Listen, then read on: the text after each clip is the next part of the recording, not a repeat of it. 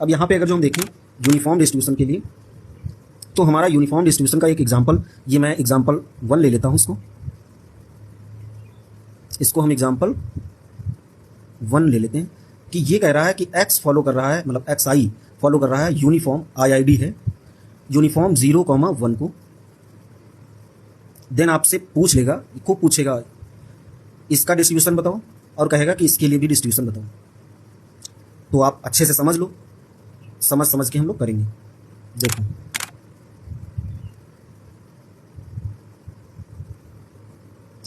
इसके लिए हमारा हो जाएगा कि देखो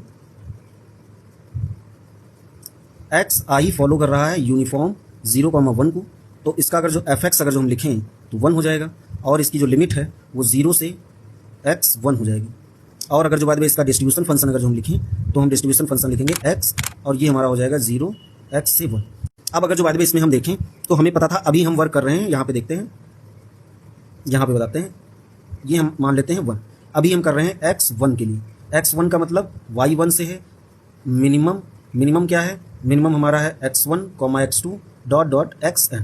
ये हमारा कुछ दे रखा है। तो हमने अभी पढ़ा था कि इसका CDF कैसे लिखते हैं। इसका CDF लिखते हैं, अगर जो CDF इसका अगर पूछे तो y बराबर 1 माइनस का ब्रैकेट में 1 fx और n लिखेंगे। अब यहाँ पे अगर जो इसकी वैल्यू अगर लिख दें तो ये हो जाएगा 1 माइनस का x हो जाएगा और ये हमारा n हो जाएगा। ठीक, अब इसी तरह से अगर जो बाद में इसका PDF अगर जो बाद में पूछे तो PDF या तो हम PDF यहाँ से लिख सकते हैं या तो हम डायरेक्ट फार्मूला ही यूज कर लें।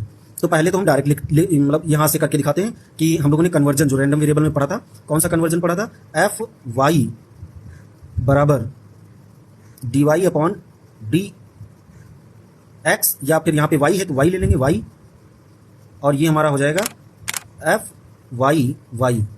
अब इसको डिफरेंशिएट करेंगे, मतलब ये वाली इक्वेशन को डिफरेंशिएट करेंगे। तो डिफरेंशिएट करेंगे तो ये हमारा पहले तो 0 आ जाएगा, फिर हमारा 1 मतलब n आ जाएगा, 1 माइनस का x आएगा और n की पावर 1 आ जाएगा इनटू में जो ये अंदर अब छिपा हुआ था, इसका जब हम डिफरेंशिएशन खोलेंगे, मतलब इसको जब देखेंगे तो 1 मतलब 0 हो जाएगा 1 का, और x का हो जाएगा हमारा, जब इसको करेंगे तो ये भी 1 हो जाएगा।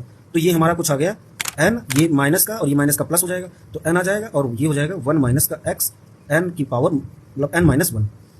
अब देखो अच्छे से समझते हुए चलते हैं। अब इसकी लिमिट की भी बात आएगी, क्योंकि ये मैंने हर उसमें बताया है कि डिस्ट्रीब्यूशन आपका तभी कंप्लीट होगा जब तक उसकी लिमिट नहीं लिखते हैं। तो इस बारे में इसकी लिमिट समझते हैं। लिमिट हमारी दे रखी थी x की 0 से 1, चूंकि अब y के लिए लिखना है, ये चाहे तो हम इसको y भी कर सकते हैं, तो ये हमारा हो जाएगा y, या फिर हम इसी को लिख सकते हैं x1, ये हमारा हो जाएगा 1। तो यहाँ पे या तो इसको चाहे